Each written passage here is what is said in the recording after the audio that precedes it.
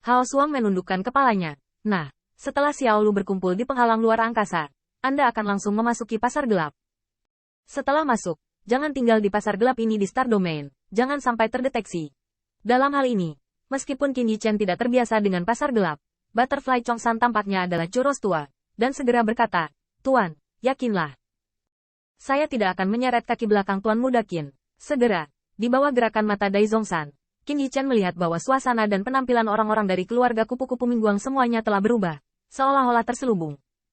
Tuan Muda Qin, menurut Anda begitu? Saat ini gaun 1000 kupu-kupu sudah menjadi polos, namun sosoknya lebih penuh pesona, dan tidak diakui sebagai putri dari keluarga kupu-kupu Mingguang.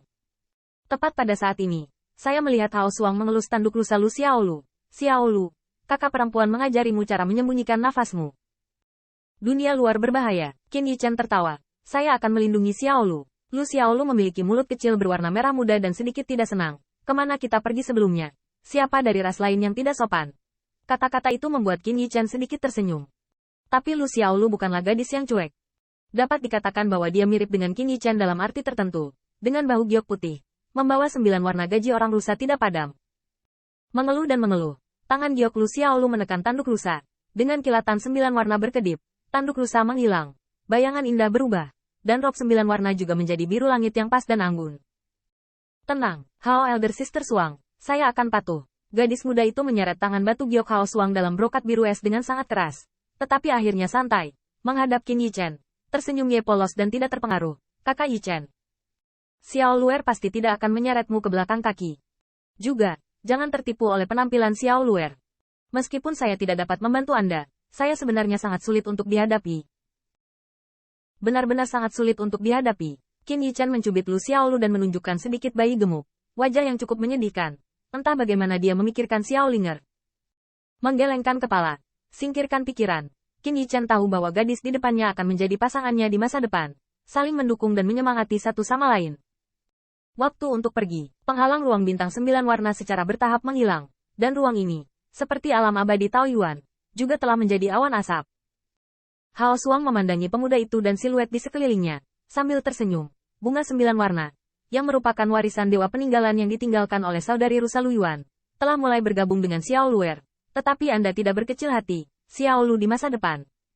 Saya akan sangat sulit untuk dihadapi. Berada bersama Anda pasti akan banyak membantu saya. Qin Yichen juga tersenyum. Tidak, ini adalah perjalanan yang berharga untuk mengembalikan peninggalan dewa leluhur Lu Yuan ke pemilik aslinya. Tirai cahaya teleportasi kota gelap telah dibuka. Sebelum pergi, Qin Yichen adalah hadiah. Senior, sampai jumpa, pasti akan bertemu lagi. Pergi, ini adalah teriakan terakhir Hao Suang dengan dingin. Mata Lu Xiao Lu memerah. Namun, di bawah mata beku mantan, dia menggigit bibir sandalnya dengan erat dan menahan air mata di matanya. Jalur siluet, menuju tirai cahaya teleportasi. Pada akhirnya, hanya Qin Yichen yang tersisa.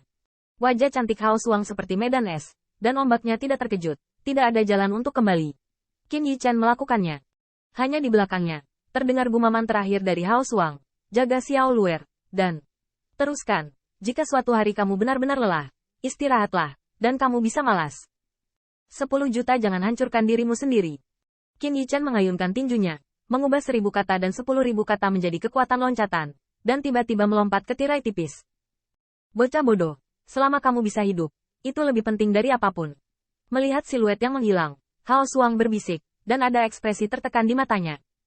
Faktanya, dia tidak berharap Qin Yichen mengembalikan kejayaan True Dragon sebelumnya.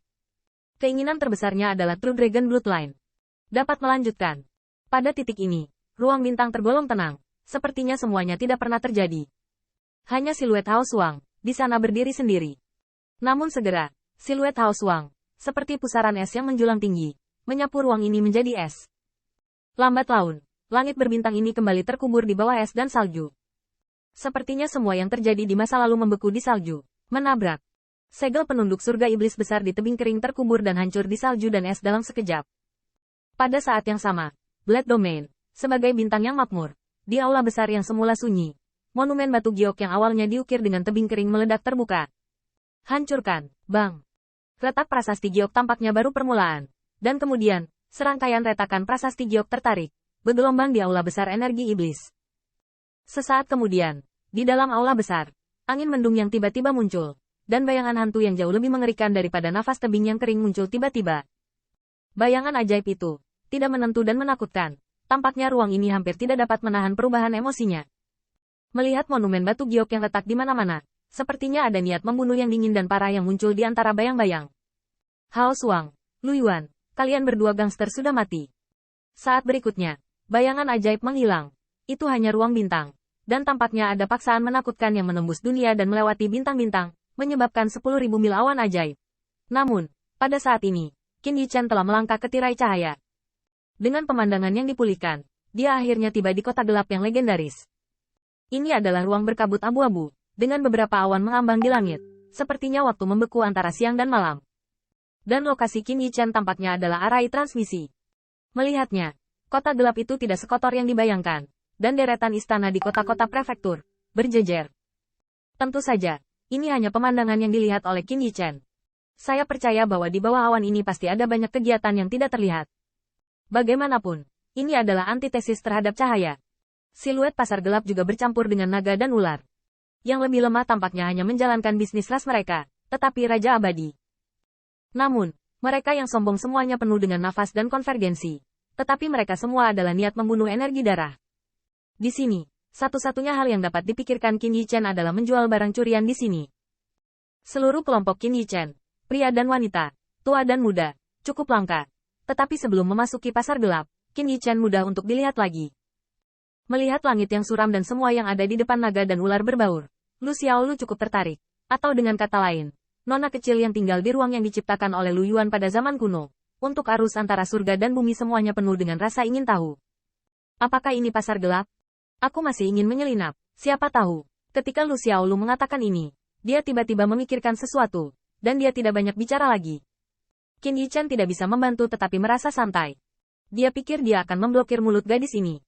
Namun, mulutnya tertutup, dan dia tidak bisa menghentikan transmisi suara Lu Xiaolu. Tiba-tiba, pikiran Qin Yichan mengeluarkan keajaiban dari banyak wanita yang mempesona. Kakak Yichan, demi kepentingan Hao Elder Sister Suang silakan panggil kamu kakak laki-laki di masa depan.